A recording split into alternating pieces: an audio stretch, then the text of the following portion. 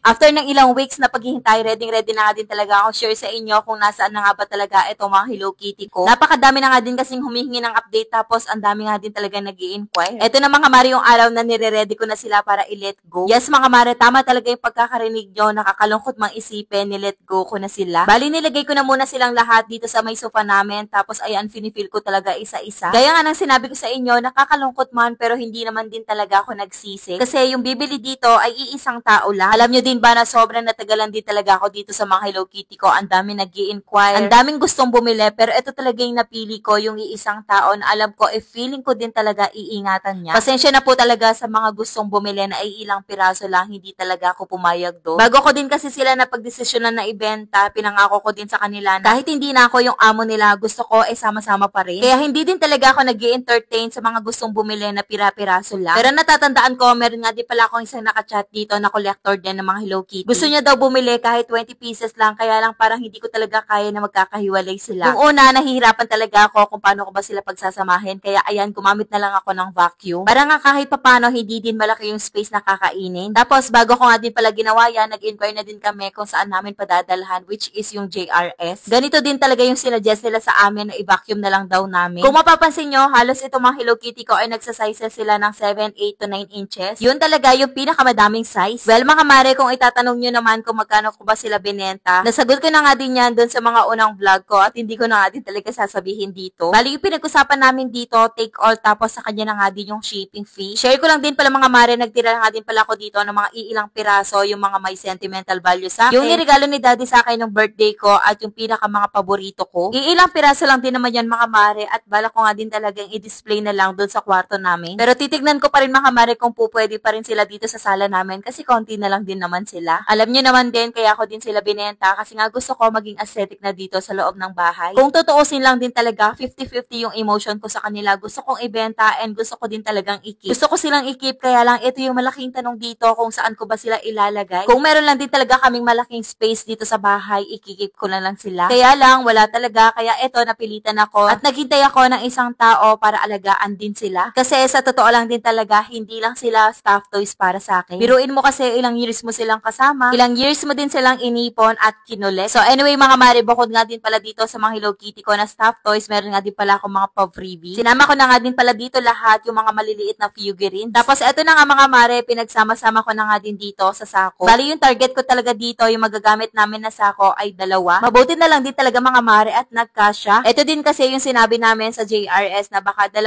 sako yung ipapadala. Pagdating nga din ni daddy, ayan, sinakay na nga din namin dito sa may motor para nga dalhin sa may papadalhan. Ayoko na din kasi magsayang ng oras kasi baka isipin ng bumili ay scam kami kasi nga payment first. So ito na nga mga mare, pagdating namin dito, tinimbang na nga din itong 2 sako. Nung unang pagdating namin dito na wala pa kaming dala, pina-estimate namin kung magkano ba yung cost ng 2 sakong stuffed toys. Tapos nag-estimate na din kami na 20 kilos yung timba. Tapos ayun, sinabi nga din nila sa amin na 1,600 to 1,800. Mas mahal pala talaga yung malalaking parcel tapos magaan. Mabuti na lang din talaga mga mare, itong estimate namin ay tumugma. Kaya yung binayaran namin dito na shipping fee ay 1,700 mahigit. So ayan, kahit papano nakapagbigay na nga din talaga ako ng update about dito sa mga Hello Kitty ko. Paano ba? Hanggang dito na lang muna and see you to our next mini vlog.